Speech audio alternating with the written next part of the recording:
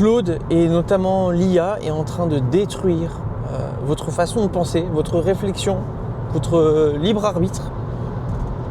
Et on retrouve que des modèles copier-coller d'IA. Alors c'est extrêmement bon pour pouvoir vous aider à brainstormer, mais pas à faire les choix à votre place, pas à remplacer vos compétences, parce qu'à ce moment-là, vous êtes simplement dépendant de l'IA.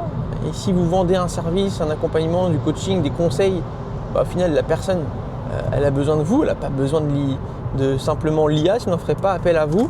Un abonnement à 30 € par mois avec Claude suffirait à vous remplacer. Okay. Et par rapport à un conseil et à un cas que je vois tout le temps, c'est sur la création de contenu, que ce soit des posts LinkedIn écrits par l'IA ou des scripts Reels, Insta écrits par l'IA, il faut arrêter.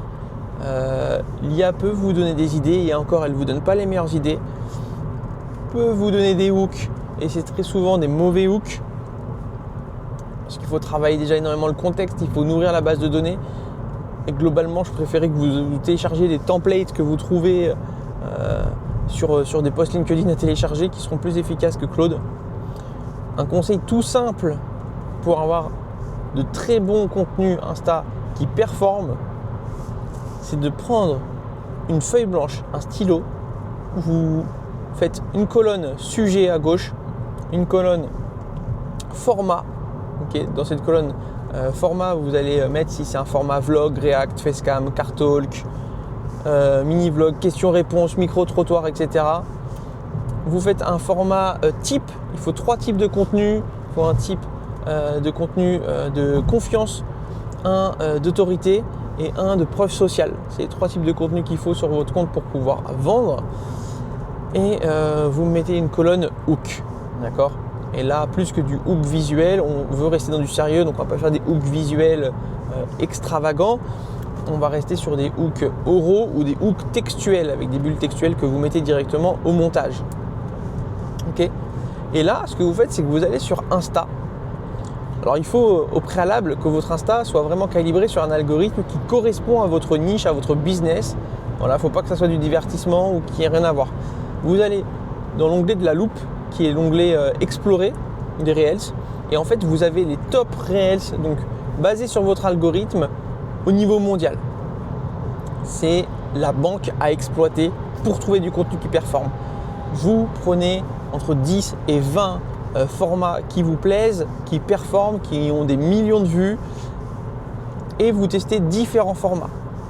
L'erreur que je vois trop souvent, c'est de faire un format Facecam et de changer 10 fois de sujet, mais en fait le format Facecam ne fonctionne pas. Aujourd'hui, c'est très compliqué et c'est juste que vous ne testez pas différents formats. Testez différents formats. Alors, vous allez prendre un format question-réponse, un format b-roll, un format mini-vlog, un format micro-trottoir, un format React, je sais pas quoi. Vous allez sur cet onglet, Loop. Vous prenez 10 à 20 formats différents. Vous les répliquez dans votre industrie. Vous travaillez le hook, mais surtout vous analysez pourquoi ils ont fonctionné ceux-là. Quel est le concept qui a fait que ça a fonctionné ? Quel est le hook qui a fait que ça a fonctionné ? Quel est le format, l'intonation, le son ? Pourquoi vous avez regardé plus de 3 secondes ? Pourquoi vous êtes là encore là après 30 secondes ? Vous analysez tout ça. Prenez 1 heure, je pense. En 1 heure, vous avez 15 à 20 formats que vous allez pouvoir faire pour votre niche. Et là, vous avez du contenu efficace. Et c'est pas du Claude. Claude et l'IA, c'est très bien pour brainstormer, pour vous challenger, pour vous donner des idées de façon globale, de stratégie de façon globale, des plans d'action. Même vous créez des documents de reporting, des documents de présentation, des synthèses. Mais pour ce qui va être vraiment copy, en tout cas de script Reels, Insta, etc., c'est assez limité. Là où il peut être bon, et encore, ça va être sur peut-être du copy de landing page, de mail, ce genre de choses. Mais attention, il faut que le contexte soit réellement présent, il faut le nourrir, et du coup au préalable, il faut que vous puissiez lui donner un document qui lui permette d'avoir accès aux informations essentielles. Document qui récapitule quelle est votre offre, qui récapitule qui est votre avatar en détail, quelles sont ses douleurs, ses besoins, ses objectifs, qu'est-ce qu'il a essayé, pourquoi ça n'a pas marché, quel âge il a, qu'est-ce qu'il a l'habitude de faire, de fréquenter, votre offre, quelle est sa garantie, quel est votre process, votre accompagnement, votre prix, votre durée, vos étapes, vos éléments de différenciation. S'il n'a pas accès à tout ça, ça sera fade, ça sera vide, ça ne résonnera pas. D'accord? Donc, l'IA, c'est fort, ça ne remplace pas, ça vient en complément.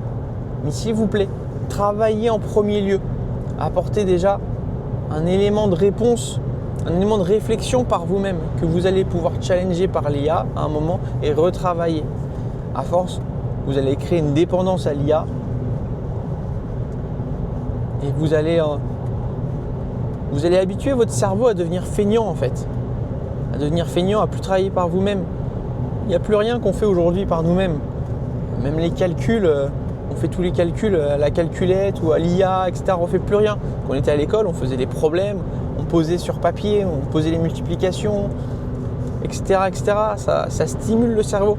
D'accord? Aujourd'hui, on devient dépendant. Donc c'est important, selon moi, de garder ce minimum d'effort, de réflexion, d'analyse, d'auto-analyse, de libre arbitre, de pouvoir s'ennuyer, de pouvoir se poser des questions, réfléchir, noter sur papier. Et ensuite, synthétiser, faire des liens, utiliser l'IA pour, évidemment, celui qui n'utilise pas l'IA, il prendrait trop de retard aujourd'hui. Aujourd'hui, si j'ai un conseil à donner, c'est filmer tout. Filmez tout. Surtout dès que vous commencez à avoir vos premiers élèves, vos premières ventes, vos premiers services délivrés, filmez tout. Filmez vos coachings, filmez vos appels, vos rencontres, vos déplacements. Pourquoi c'est une mine d'or? Parce que c'est le contenu aujourd'hui qui vend.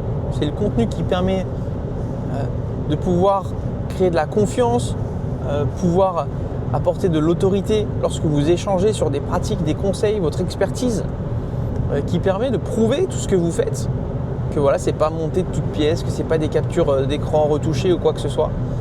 Et ça développe des compétences qui sont juste essentielles aujourd'hui, qui sont déjà la confiance de pouvoir s'exprimer, l'éloquence, de pouvoir structurer, construire un raisonnement, une argumentation, pouvoir vulgariser, synthétiser des concepts qui peuvent être compliqués à exprimer au grand public, qui permet de vulgariser, pouvoir transmettre des idées, permet de pouvoir être régulier aussi sur la création de contenu, donc travailler de la discipline, pouvoir s'améliorer.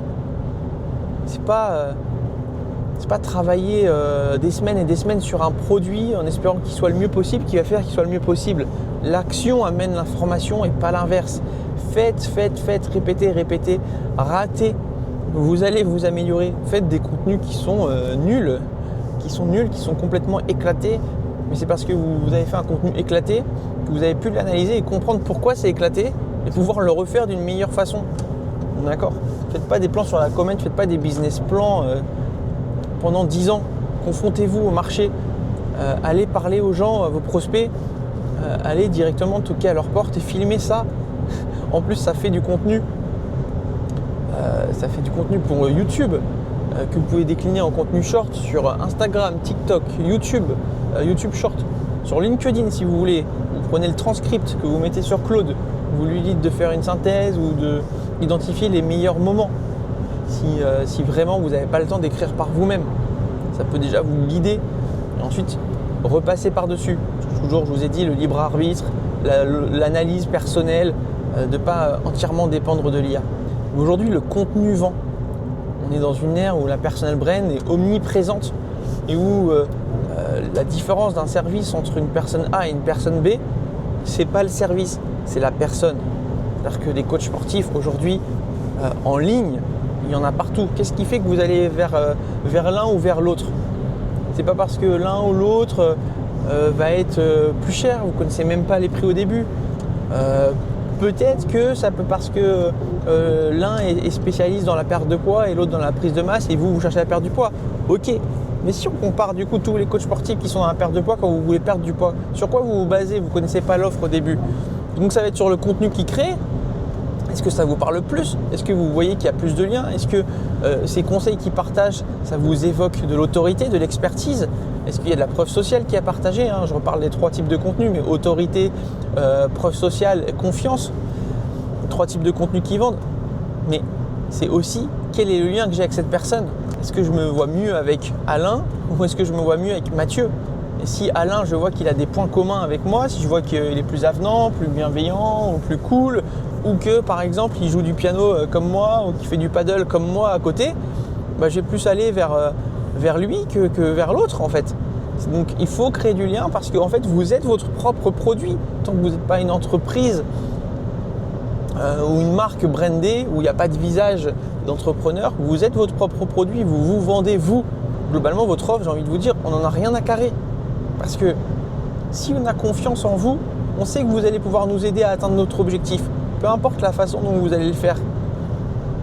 Si on se sent compris, si dans vos messages, on sent que vous nous comprenez, vous savez ce qu'on vit, vous connaissez notre quotidien, vous utilisez des mots qui résonnent en nous, que vous avez compris ça et vous exprimez en plus l'objectif sur lequel on veut aller, vous exprimez les choses qu'on a essayées, vous connaissez notre quotidien, vous savez que ça n'a pas marché pour telle ou telle raison, etc.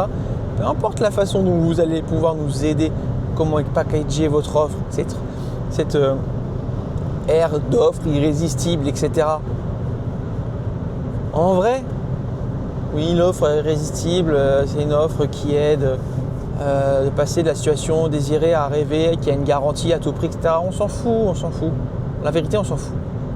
Si vous connaissez exactement votre prospect, votre client idéal, vous savez où il est aujourd'hui, pourquoi ça lui déplaît cette situation, où est-ce qu'il veut aller et pourquoi réellement il veut aller là, qu'est-ce qu'il a essayé pourquoi ça n'a pas marché, et pourquoi il aurait besoin de vous. Vous comprenez tout ça, vous l'exprimez de par votre création de contenu, YouTube, Instagram, Story, et ensuite appel de vente, appel de qualification, appel de candidature, comme vous le souhaitez. Vous êtes un choix évident, peu importe ce que vous allez vendre. Vous créez de la confiance, vous créez de l'expertise, vous mettez en plus de ça de la preuve sociale. Peu importe, ensuite c'est qu'une question de budget par rapport à est-ce qu'il peut se permettre de pouvoir se lancer avec vous, parce que de toute façon il a déjà confiance en vous, en peu importe ce que vous allez proposer, que vous allez pouvoir l'aider parce que vous le comprenez mieux que quiconque. Et vous êtes sûrement aujourd'hui dans une situation dans laquelle il voudrait être. Donc vous êtes la personne la mieux placée. Donc de créer cette audience aujourd'hui c'est l'actif. Un des actifs les plus précieux de créer une audience, créer une communauté encore plus. Mais il y a un nombre d'exemples impressionnants de personnes qui, sur LinkedIn, ont créé une audience, même sur Instagram, de plusieurs dizaines de milliers de personnes, et qui du jour au lendemain ont complètement changé d'offre. Et les gens ont quand même acheté. Pourquoi ? Parce que c'était cette personne qui suivait depuis le début. C'est ça la personal brand.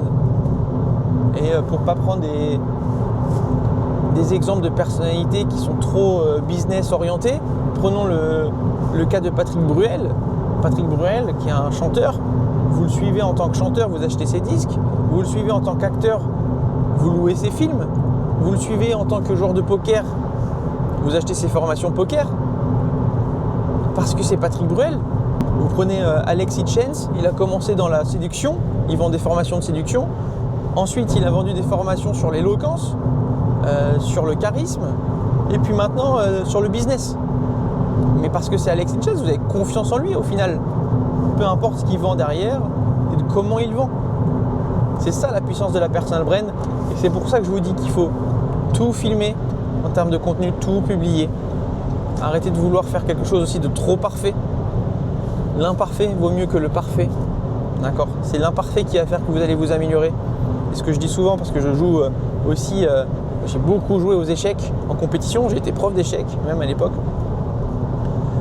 C'est que dans la victoire, je n'apprends rien. Dans la défaite, j'apprends. Donc la citation, c'était soit je gagne, soit j'apprends. Et en fait, quand je gagne, ok, c'est une validation des acquis. J'ai gagné, voilà, j'étais plus fort. En fait, simplement. Mais qu'est-ce que j'ai appris à avoir gagné ? Rien, j'ai juste validé que j'étais plus fort. Alors que quand je perds, ok, il y a cette frustration, cet énervement. En plus, perdre après 3-4 heures de combat mental, c'est très très lourd, ok, émotionnellement. Mais j'ai quelque chose à analyser. Je n'analyse pas dans ma victoire, dans mon gain. Bon soit c'est une erreur adverse, soit j'étais juste au-dessus, j'ai rien à apprendre. Dans la défaite, j'ai à apprendre, j'ai à analyser. Pourquoi ce coup n'était pas si bon au final et que je vais pouvoir ajouter à mon champ de compétences et de connaissances. C'est-à-dire que la prochaine fois que j'en ferai une partie dans une situation similaire, ça viendra comme une expérience supplémentaire qui me permettra de comprendre les enjeux et de savoir que de refaire ça pourrait être une erreur. Ça m'a rajouté un scénario. Ça m'a permis de m'améliorer. C'est pour ça que cette citation, moi, je la suis beaucoup. C'est pas forcément tomber 7 fois, se relever 8 fois. Oui, tout ça, oui. Mais c'est soit je gagne, soit j'apprends.